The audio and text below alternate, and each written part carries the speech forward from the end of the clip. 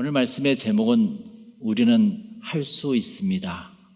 possible이라는 제목을 가지고 말씀을 전하겠습니다.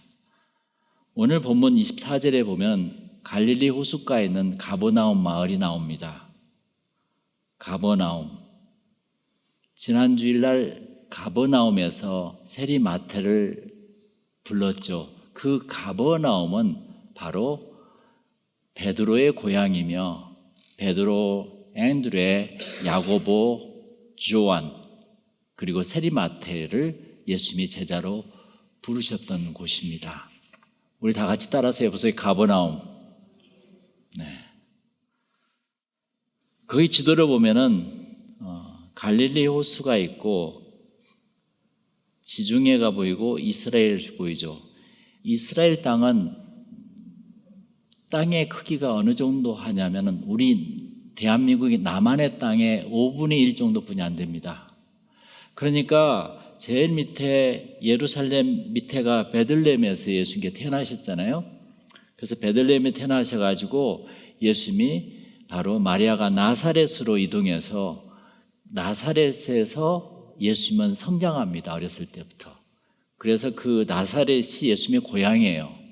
그리고 예수님이 사명을 받고 공생의 기간에 첫 번째 그 위에 가나에 있죠. 가나에서 혼인잔치에 물로 포도주를 만드는 사건이 일어나죠. 그렇죠? 그런 곳이 바로 이것인데 여기를 보면은 예수님의 행동 반경은 무지무지 좁습니다. 예수님께서 비자를 발행해서 해외여행을 한 적도 없었고요. 그리고 뭐 그리스나 저쪽 뭐 서아시아나 이런 데 가신 적도 없었어요. 예수님은 오로지 이스라엘 땅에서 아주 좁은 곳에서 사셨다는 것을 우리는 이 지도를 보면서 더 많이 알 수가 있습니다. 그 중에서 예수님께서 가장 많이 활동했던 곳이 바로 갈릴리 그 지방이었어요. 거기서 대부분의 제자들을 불렀거든요. 거기 보면 가버나움이 있고 그 밑에 게네사렛이 있고 그 밑에가 바로 디베리아가 있죠. 그래서 이 갈릴리 호수를 가버나움 지역에서는 가버나움 호수라고 부르고 게네사렛에서는 게네사렛 호수라고 부르고 티베리아에서는 디베리아 호수라고 하는데 이 모든 곳이 다 갈릴리 호수를 이야기한 것입니다. 네. 그런데 오늘 예수님께서 이 가버나움 마을에 오십니다. 얼마나 자기가 살았던 고향 같은 곳이겠습니까? 예수님께서. 그런데 그 가버나움에도 이 텍스 보고 시즌이 되었나 봐요. 그곳을 예수님이 제자들과 지나갈 때 바로 이 성경에서는 반세계를 받는 자들이 그랬어요. 한마디로 세리가 베드로에게 물었어요. 뭐라고 물었는고 하니 노예 선생은 반세계를 내지 아니하느냐 그랬어요. 24절에 그 반세계는 바로 성전세입니다. 모든 사람이 성전세 반세계를 내게 되게 돼 있어요. 그러니까 베드로가 내실 거야 이렇게 대답하고 바로 예수님이 계신 곳으로 가게 되었죠. 예수님도 베드로도 돈이 없어서 텍스를 내지 못하셨던 것 같아요. 그래서 예수님은 베드로에게 오늘 가장 중요한 말씀을 해요. 그게 보이죠? 우리 27절을 다 같이 읽어보겠습니다. 시작. 그러나 우리가 그들이 실족하지 않게 하기 위하여 내가 바다에 가서 낚시를 던져 먼저 오르는 고기를 가져 입을 열면 돈 한 세겔을 얻을 것이니 가져다가 나와 너를 위하여 주라 하시니라 그랬어요. 그리고는 어떻게 되었는지 성경에서는 더 이상 쓰여지지 않고요. 마태복음 18장으로 넘어갑니다. 성전세 결론은 어떻게 되었는지 우리들에게 맡겨집니다. 어떻게 되었을까요? 베드로는 고기를 낚아 돈 한 세겔을 얻었을까 아니면 얻지 못했을까? 여러분들은 어떻게 생각하십니까? 낚았을까요? 그냥 가지 않았을까요? 하나는 만일 낚았다면은 그 기적이 성경에 기록돼야 하는데 성경에 기록되지 않고 이걸로 끝났어요. 그럼 낚지 않았다면은 베드로가 그동안의 오병이의 기적뿐만 아니라 모든 것이 다 이 가버나움에서 일어나거든요. 다 그곳이 일어났는데 예수님을 외면하고 안 갈 일은 없을 것이고 우리는 알 수가 없어요. 자, 우리 이렇게 한번 말씀을 맺어봅시다. 그때 베드로가 아멘, 오늘 제목처럼 파서블 하고 믿음을 가지고 갈릴리 호수로 갔다면 한 세계를 얻었을 것이고, 어찌 그런 일이 있을 수가 있어, 말도 안 돼, impossible 이렇게 했다면 그 기적은 이루어지지 않았을 것입니다. 할렐루야. 우리들도 인생을 살다 보면 이성적으로 도저히 이해가 되지 않는 것을 해야만 할 때가 있습니다. 도저히 이성적으로 이해가 안 돼요. 또한 참으로 어려운 결정을 내려야 할 때가 있습니다. 그럴 때 예수님의 말씀을 믿고 선택하세요. 인간의 모든 구조에는 두 가지가 있어요. 내 이성과 믿음이 있어요. 인간의 이성은 한 1%라고 생각하면 돼요. 믿음이 99%라고 생각하면 돼요. 그럼 믿음이 뭐야? 이렇게 사람들은 물어보거든요. 그럼 이성이 뭐야? 그렇게 물어볼 수가 있어요. 내가 인지하고 내가 생각하는 거, 내가 경험이나 책을 통해서 지식을 통해서 얻는 것을 이성이라고 그래요. 그럼 믿음은 뭐예요? 이성과 똑같은 것이 또 하나가 있어요. 인간엔 두 가지가 있어요. 그런 대부분의 사람들이 믿음하면은 그냥 허구적인 것이다, 그냥 믿는 것이지 그게 아니라 이성의 반대편에 믿음이 있어요. 그래서 이 세상을 알아가는데 두 가지가 있거든요. 이성으로 알아가는 것이 있고 믿음으로 알아가는 것이 있어요. 그러나 우리 인간은 너무 작은 존재, 우주 만물에 비하면, 그리고 너무너무 한마디로 하나님을 아는 지식도 약하고, 결국 인간이 보는 건 3차원 이상을 볼 수가 없어요. 하나님은 수십 차원, 수만 차원을 가지고 계시는데 우리는 그것뿐이 볼 수가 없어요. 제가 개미 이야기를 많이 하잖아요. 개미는 평면뿐이 보지 못하기 때문에 입체를 보지 못해. 그러면 개미는 어떻게 하느냐? 평면은 내 이성으로 알 수가 있지만 입체는 그냥 믿음으로 아는 거예요. 할렐루야. 하나님은 우리가 보이지 않아. 하나님을 내가 봤다면 그분은 하나님이 아니야. 그냥 믿음으로 하나님이 계셔, 이렇게 안다는 것입니다. 그래서 인간의 인지 능력에는 이성으로 아는 것과 믿음으로 안다는 것을 우리가 생각할 수가 있어요.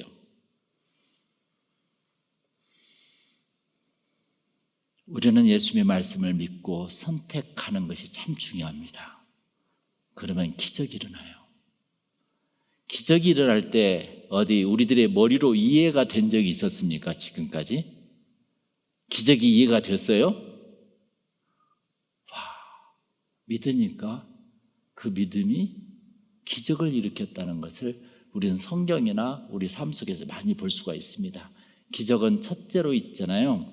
내 마음의 선택에 달려 있습니다. 내 마음의 선택. 제가 주보에 체로키 인디언의 추장의 지혜를 써놨어요. 어느 인디언 추장이 손자를 앉혀놓고 말했어요. 우리 마음속에는 선한 늑대와 악한 늑대가 사는데 그 두 마리가 항상 싸운단다. 그러니까 그 선자가 어떻게 해요? 물어봤어요. 그러니까 마음속에 이 둘이 싸우면 누가 이기겠느냐 다시 물어본 거예요. 그러니까 손자가 잠시 생각에 잠긴 듯 하다가 그야 힘센 쪽이 이기겠죠. 그런데 어느 쪽이 더 힘이 센가요? 물어봤어요. 노인은 빙그레 웃으면 손자를 바라보면서 아주 단호한 목소리로 우리가 먹이를 주는 늑대가 이긴단다 그랬어요. 우리 안에는 이 부정적인 생각과 긍정적인 생각이 있었어요. 선택은 바로 내가 하는 것입니다. 그래서 이 믿음이라는 것은 나의 긍정적인 생각에서 출발합니다. 할렐루야. 항상 착한 늑대에게 먹이를 주는 것 참 중요한 것입니다. 그러면 꿈이 이루어집니다. 하나님께서는 내가 선택한 대로 만들어지고 굳어지게 하셨어요. 그게 하나님의 뜻입니다. 내가 사람을 부정적으로 보기 시작하면 한정이 없어요. 내가 나의 친구를 긍정적으로 보면 또 긍정적인 것이 무지 많이 있어요. 우리가 굳이 부정적으로 볼 필요가 없잖아요. 오늘 본문 말씀은 마태복음 17장 20절과 연결이 됩니다. 여러분 19절을 보세요. 우리 다 같이 읽어보겠습니다. 이때 제자들이 조용히 예수께 나와 이르되 우리는 어찌하여 귀신을 쫓아내지 못하였나이까 그랬습니다. 우리는 어찌하여 그 병든 자를 고치지 못했습니까? 그러니까 20절 우리 다 같이 읽어보겠습니다. 이르시되 너희 믿음이 작은 까닭이니라. 진실로 너에게 이르노니 만일 너에게 믿음이 겨자씨 한 알만큼만 있어도 이 산을 명하여 여기서 저기로 옮겨지라 하면 옮겨질 것이요 또 너희가 못할 것이 없으리라 그랬습니다. 못할 것이 없다고 그랬어요. 그런데 항상 이 머릿속에 이 부정적인 것이 나를 못하게 만들어요. 너의 믿음이 작은 까닭이니라. 너에게 믿음이 겨자씨 한 알만큼만 있어도 한마디로 못할 것이 없으리라. 우리가 생각하기에 도저히 할 수 없는 일들이 믿음으로 풀어집니다. 우리들의 부정적인 마음으로는 절대로 해결이 안 됩니다. 사람들을 더 힘들게 만들고 어렵게 만들고 내 자신을 프리징시키는 것이 바로 부정적인 생각입니다. 하루는 제자와 예수님이 길을 가고 계셨는데 그 길거리에서 구걸을 하고 있었던 맹인이 있었어요. 그 맹인은 날 때부터 앞을 못 보니 비전이 없고 꿈도 희망도 없었던 사람입니다. 그래서 예수님은 내가 세상에 있는 동안에 세상의 빛으로다 하고 요한복음 9장 5절의 말씀을 하시면서 예수님은 침으로 진흙을 이겨 그의 눈에 바르시고 실로암 못에 가서 씻으라 이렇게 하십니다. 자, 제가 또 물어볼게요. 그 맹인은 씻었을까요? 말았을까요? 누가 한번 대답해 보세요. 그 맹인은 실로암에 가서 씻었어요? 씻지 않았어요? 씻었어요. 그 맹인은 저분이라면 내 눈을 혹시 뜨게 할 수 있을지도 몰라 라는 아주 작은 믿음을 가졌던 것입니다. 그 맹인은 겨자씨만한 믿음으로 파섭을 할 수 있어 이것을 선택하고 가서 씻었던 것입니다. 그러자 눈이 떠졌어요. 할렐루야. 이게 바로 우리가 인생을 살아가는 비결입니다. 이게 바로 병을 낫는 비결입니다. 이게 바로 이웃과 살아가는 하나의 큰 관계적인 비결입니다.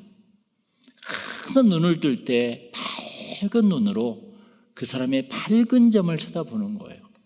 뭐라고 해도. 하나님은 우리들이 핫섭을 선택하면 반드시 할 수 있게 만들어주세요. 할렐루야. 나는 할 수 없어. 결혼 생활 더 이상 행복해지지 않을 거야. 여기까지가 나의 한계일 거야. 나의 사업 더 이상 발전이 없을 거야. 이렇게 하며 우리들은 세상에 발목 잡혀 현상 유지에 만족하기 참으로 쉽습니다. 이렇게 사는 사람들이 얼마나 많은데요. 그러나 우리들이 하나님이 주신 최고의 축복을 누리려면 우리들의 생각을 하나님의 생각과 일치해야 합니다. 우리들의 잘못된 생각과 잘못된 믿음이 하나님의 능력을 제한할 수가 있습니다. 나의 잘못된 생각이 나를 불행하게 살게 하고 있다는 사실을 대부분 모릅니다. 보면은 나는 안 돼. 그게 믿는다고 되나? 이게 안 되는 건 안 되는 것이지. 이렇게 힘들어. 내가 올 한 해 동안을 봐봐. 안 되는 것이 더 많았잖아.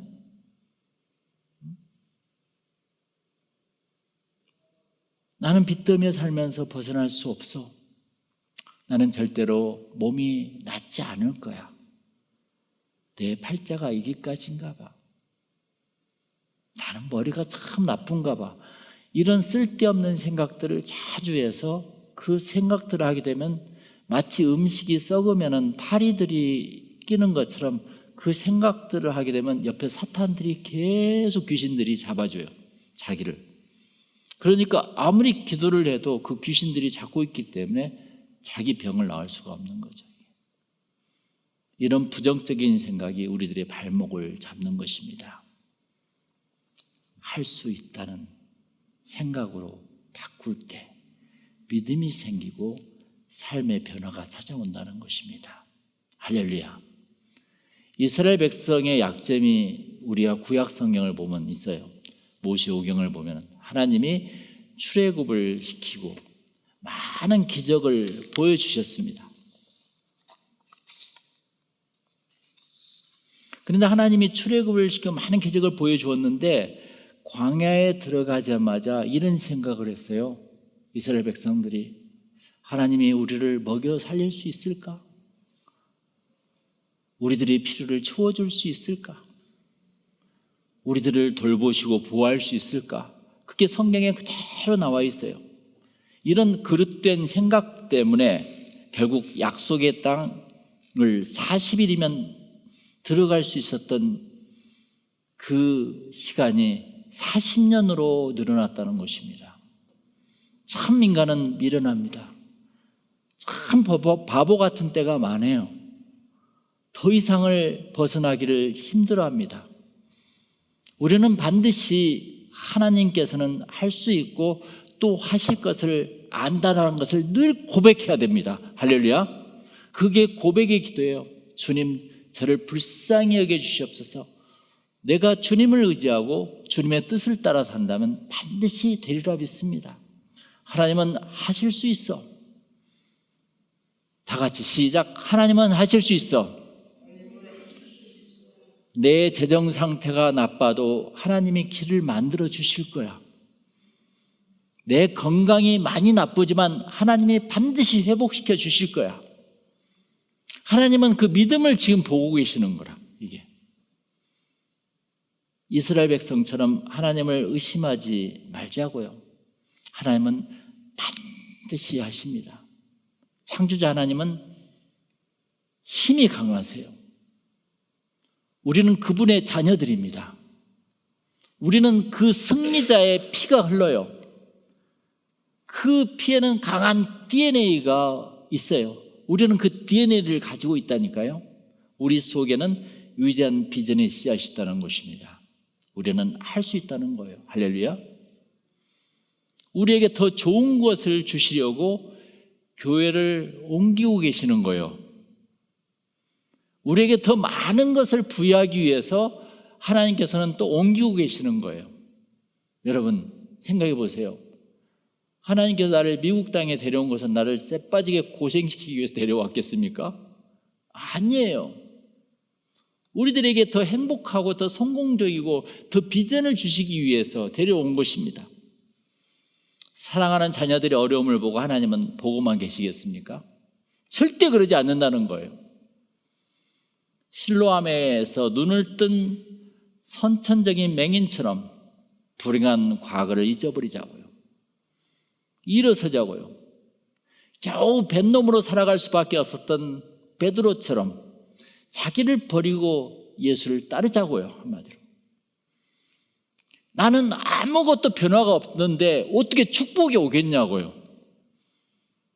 이스라엘의 불평의 바이러스를 퇴치한 여호수아처럼 약속의 땅을 밟고 정복하자는 거예요. 할렐루야.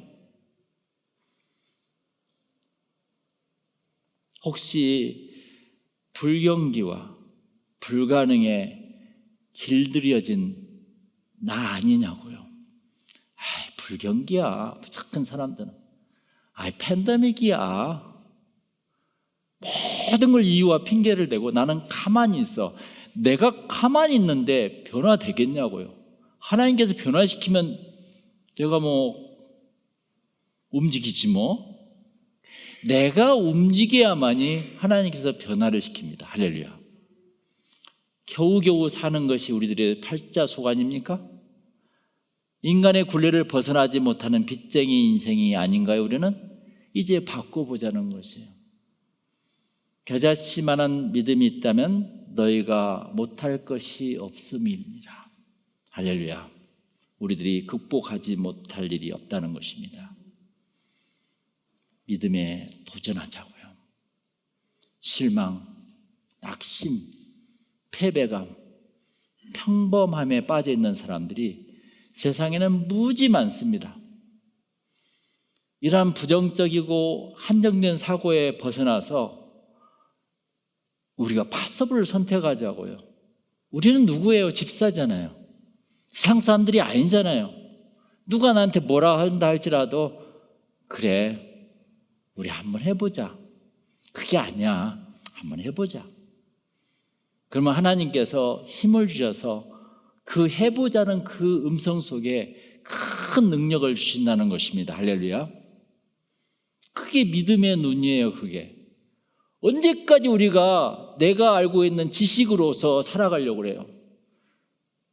그 철학이나 지식이 우리를 반맥해 줍니까? 예를 들어서 누구 말대로 그 철학이나 지식이 우리를 큰 능력을 줍니까? 그것은 살아가는 도구에 불과해요. 우리에게 능력을 주시는 분은 우리를 만드신 하나님밖에 없다는 것입니다. 할렐루야. 오늘 제목이 뭐예요? 할 수 있어. 영어로 possible. impossible이 아니라 possible이야. 여러분, possible을 선택할 거예요? impossible을 선택할 거예요? 그러죠? 선택한 대로 가게 돼 있어요. 그런데 사람들은 자기는 impossible을 선택해 놓고 왜 나는 이 일이 안 되냐고 생각해. 내 자신을 뒤져봐요. 맨날 impossible이거든. 그게 습성화되어 있어요. 그리고 두 번째, 왜 나는 일이 안 되냐는 게 지식으로만 모든 걸 하려니까. 하나님을 의지하지 않아요. 하나님을 교회를 다니면서도 사업을 하든 뭘 하든 간에 하나님의 뜻을 통해서 가는 거예요. 어렵다면 어려운 거예요. 쉽다면 쉬운 것입니다. 할렐루야. 쉬운 거야. possible을 선택하면, impossible을 선택하면 어려워지는 거라. 우리는 할 수 있습니다. 다 같이 우리는 할 수 있습니다. 기도하겠습니다.